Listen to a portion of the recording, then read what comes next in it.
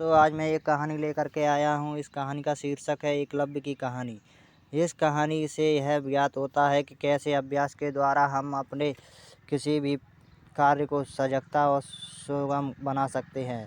चलिए तो कहानी शुरू करते हैं। एक बार की बात है जब गुरु द्रोणाचार्य और पांडवों और कौरवों के गुरु हुआ करते थे। उन्हें धनुर्विद्या का ज्ञान देते थे। एक दिन एकलव्य, जो कि एक बहुत ही गरीब और शुद्ध परिवार से थे, द्रोणाचार्य के पास गए और बोले कि हे गुरुदेव, मुझे भी आपके से धनुर्विद्या का ज्ञान प्राप्त करना है, इसलिए आपसे अनुरोध है कि मुझे भी अपना शिष्य बनाकर मुझे भी धनुर्विद्या का ज्ञान प्राप्त कराएं।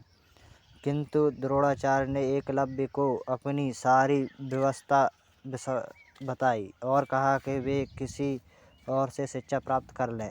यह सुनकर एकलव्य वहाँ से चले गए। लेकिन इस घटना के बहुत दिनों बाद जब अर्जुन और द्रोणाचार्य शिकार के लिए जंगल की ओर गए थे, तो उनके साथ एक कुत्ता भी गया हुआ था। कुत्ता अचानक से दौड़ते हुए एक जगह पर भौंकने लगा। यह सुनकर बहुत देर तक भौंकता रहा और फिर अचानक ही भौंकना बंद कर दिया।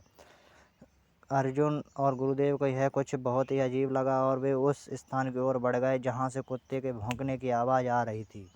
उन्होंने वहां जाकर जो देखा वह एक अविश्वसनीय घटना थी। किसी ने कुत्ते को बिना चोट पहुंचाए हुए उसका मुंह तीरों के माध्यम से बंद कर दिया था और वह चाहकर भी नहीं भौंक सकता था।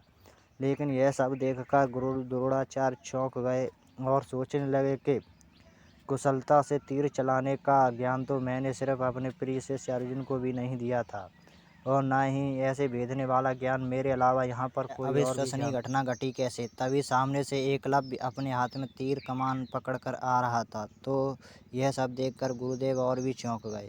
गुरु द्रोणाचार्य ने एकलव्य से पूछा, आज मैं समझ गया कि अभ्यास ही सबसे बड़ा गुरु है। दोस्तों, इस कहानी से हमें यह सीख मिलती है कि जीवन में अभ्यास करते रहना चाहिए। अभ्यास से हम कुछ भी हासिल कर सकते हैं। दोस्तों, अगर आपको हमारी कहानी अच्छी लगी हो तो हमें कमेंट बॉक्स में ज़रूर बताएं और साथ ही साथ हमारे स्टोरी पॉइंट सेंटर चैनल को लाइक करें और सब्सक्राइब करें।